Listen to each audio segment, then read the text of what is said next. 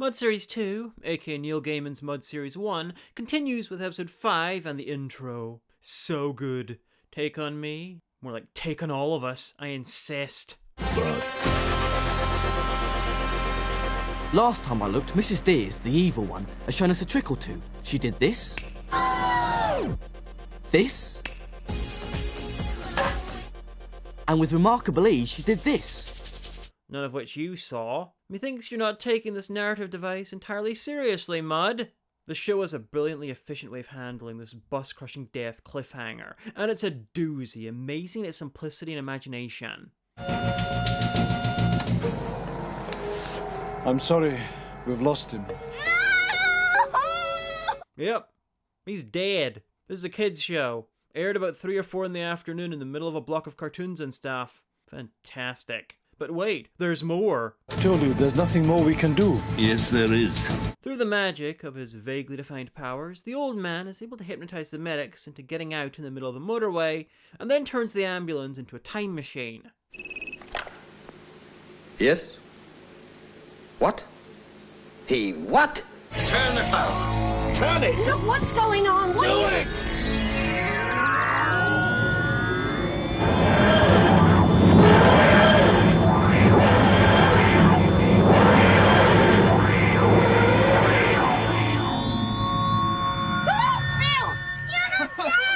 Send for paramedics. You see, time works like this. Bill died, but by going back in time to before his death, he was resurrected, because he's not died yet.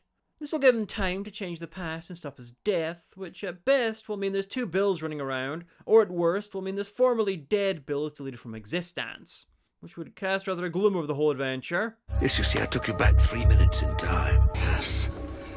Bill should be still kissing dears. Of course, if that ambulance can be called out, arrive, and be halfway to the hospital 3 minutes after the accident, then maybe it was always a time machine. You kissed a granny, like lips, like lips. Please, quiet. Anyway, the metaphysical implications of all this, and more importantly the fact that he probably tongued Miss Deers at some point. Dears! I was kissing Dears! You kissed a granny, leggy lips, leggy lips. It's kind of unimportant right now because he overshot his target How far too far? by a factor of about 52,596,000. 300 years too far. Naturally, instead of going back, Ruby insists on going to the loo, probably figuring that anyone in the woods in the late 17th century is likely to give less of a fuck than rubberneckers on the motorway. Of course, 20 minutes of watching her piss would be a daring kids show plot even for this, so she's instantly kidnapped. Ruby! I told him to be careful! It's a sort of forward-thinking and dynamic plot development that you'd find in an early 80s video game. It's okay though, this is 300 years ago, so it's long before that plot became gauche. Bernard! Bernard! You know, if I understood time travel as much as this doesn't, then surely they could just hop back into the ambulance, jump back to before she was grabbed, and she'll mysteriously reappear in the ambulance. Of course, if that happened, they wouldn't have a supporting role for possibly the worst Robin Hood in history. What's your game? Hold! Oh, do me a favour. Henry! What? Tell him to hold! Hold! Oh, shut up. He's not holding! We'll tell him who I am! Who are you? Surely you recognise? I hate to defend the twerping robot of Sherwood or Russell Crowe or the guy from Kingsman or Patrick Bergen, but at least they managed to Robin Hood somewhere in the vicinity of fucking Nottingham. No, look! 'Tis I, the scourge of Dunster, the rascally rogue, Robin Hood! You're never Robin Hood. I am, rob by day, sing by night. We sing... Oi, come on. Do we have to? Yes, come on. We sing... It's like a test run for most of the people Ted Raimi plays. Where's your merry men then? Well, I haven't got any merry men, but I've got Henry here. But in this guy's defense, he's A, meant to be silly, and B, meant to be crap. You might recognize Robin, he's played by Lee Corns, who was Paranoia in Red Dwarf Series 1. Anyway, he and his merry men, well, vaguely depressed man Henry, take it upon themselves to help the gang save Ruby. If anybody's going to be saved, I'll do the saving. Pray, tell me more about... Are you listening to me? Nobody ever listens to you. Shut up, Henry. Exactly why he swung in on a rope and almost knocked out Bill is never explained, but seeing as he's bad at both Robin and Hoodin, I can only assume he was attempting to wave and it all went a bit wrong. It's the town of Dunster, the same town as in the future. Ironically, for something with wheels, it seems that the ambulance can only travel in time, not space. And the locals have some burning times going on, which is weird because the 1690s, which is 300 years before the 1990s, was not a hotbed of witch trials in England. They were about 80 years earlier. But seeing as Robin Hood is about, some 400 years after he's meant to exist, I think I can let that slide, just this once. Though, being 400 years late goes part of the way to explain why there's only one really pissed off merry man left. Nobody ever listens to you. Shut up, Henry. Take her to the pillory and then burn the witch. Okay, this is a bit much though. I am unaware of the pillory being used as part of an execution. It was basically a shaming punishment that sometimes involved mutilation. And that's to say nothing about the witch burnings. They didn't happen in England, they happened in parts of Europe, including Scotland. But in England, witches were hanged.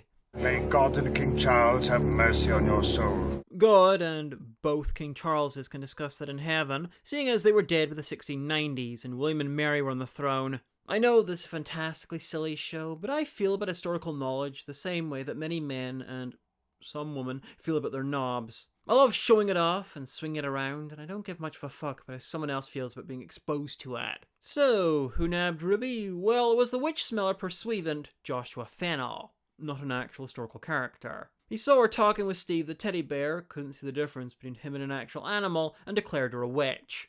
She was witnessed in Drew Wood speaking with her familiar, a small brown bear. Holy fuck, he just invented pantomime. Anyway, in town, the gang tries to rescue the last poor sod who was sentenced. Henry, the arrow. You've only got one. And he never lets people lend it. Henry. Oh, be careful, I don't want you to hit anyone. Oh yes, an arrow could really hurt someone. You need something harmless, like a cannonball. Robin Hood's aim is true. His heart is bold, and his voice is a delight. We sail when we were firing arrows, huh? Oh yes. Hey! Over! Come here! Frankly, that went better than I expected. So Dalston takes it into his kinda large and even more kinda strong hands. Who are you, tall, handsome stranger? Surely you recognise. Not you. And it's a love at first rescue. Fun fact, but pillories were generally guarded, especially ones located where the place the sentence was handed down is literally looming over you. What do you mean, not me? Come here! But to be fair, they were busy chasing him. Anyway, after a quick kinda sorta Terminator reference, I want your rags. Why? the gang have got inside. Doubtless the guards are now busy dealing with 5 naked people scaring the wildlife. I'm not sure why the old man got a disguise, seems kind of unnecessary. Hell, the whole thing seems unnecessary as no one's even mentioned their weird clothes. And it's not like there's anyone there who could recognise them. Anyway, Ruby's trial's going well, she's having the crap moderately beaten out of her. Oi, hand!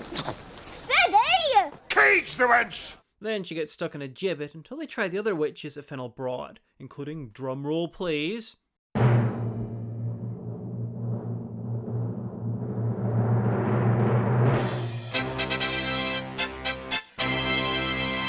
thank you.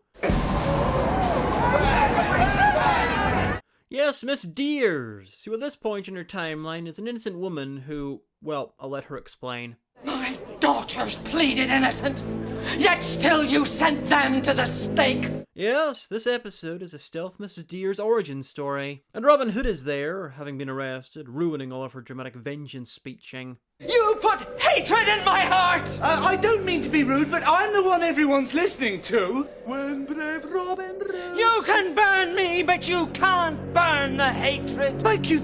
I'm doing the song. It's a really nice twist, helping to flesh out the thing that makes her so interesting.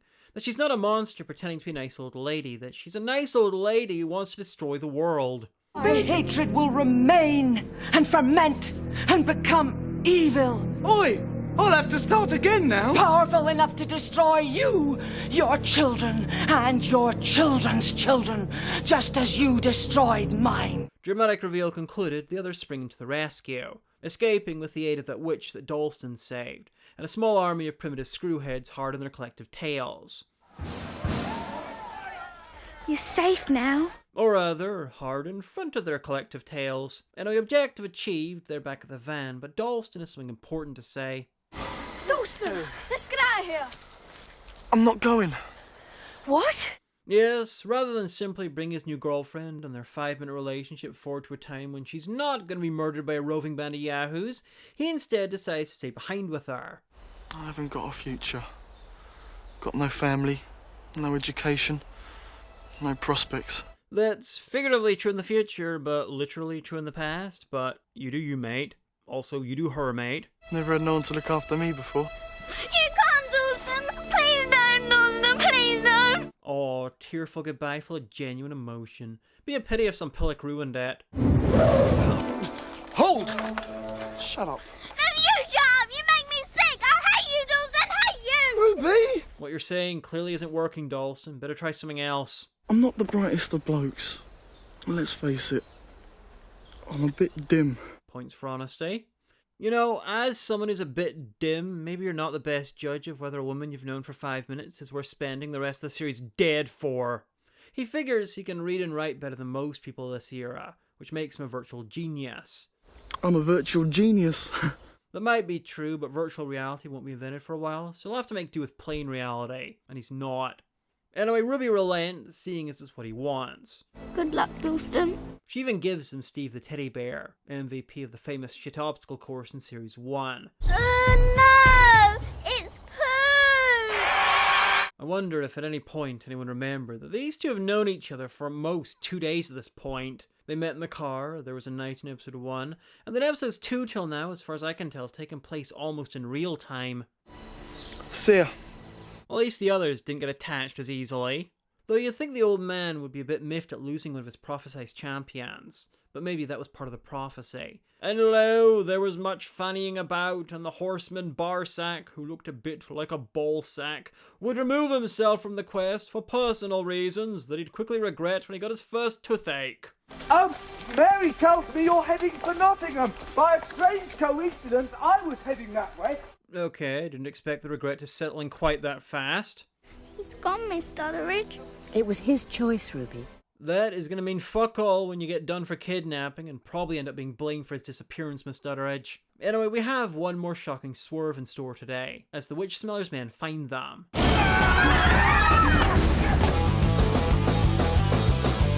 so you fell into the danger, and you're all alone tonight. Anyway, that shocking swerve.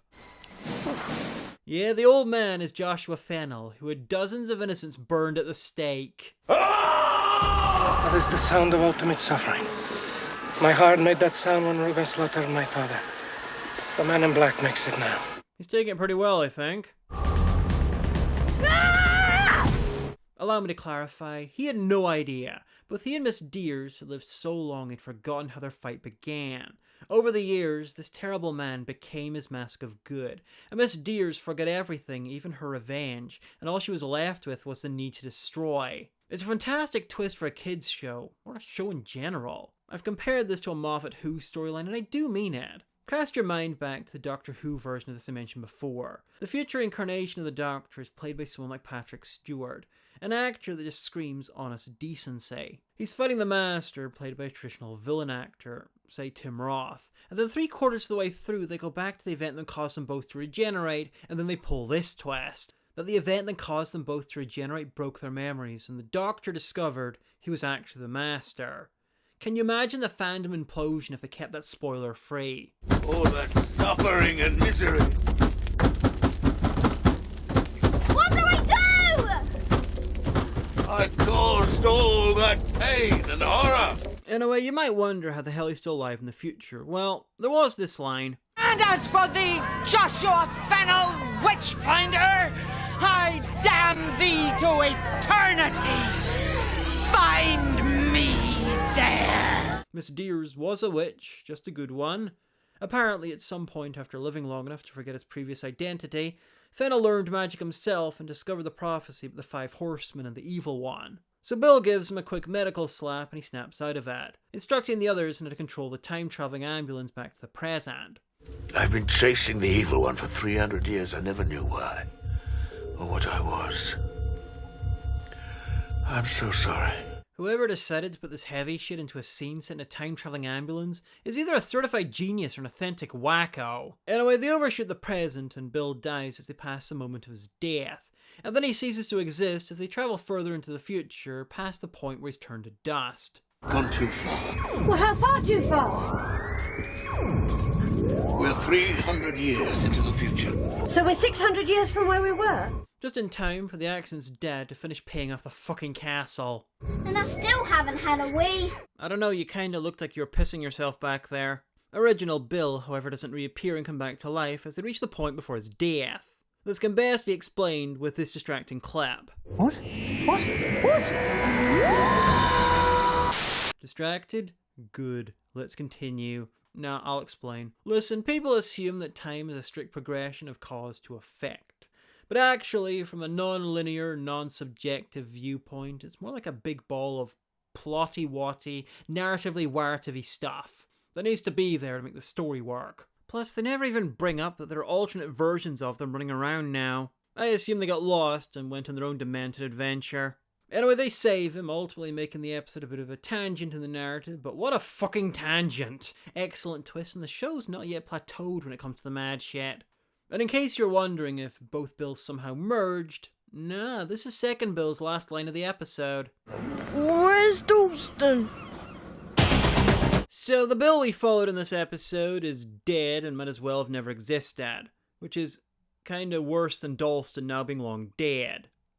This is still a kid's show. Hey, maybe Dalston's the one who wrote the prophecy, making shit up to make them sound more impressive, knowing it would lead the old man to them. Maybe he commissioned the painting and maybe he's the zombie. Welcome. Ooh. Anyway, see you later for episode 6, The Day Destruction Approaches.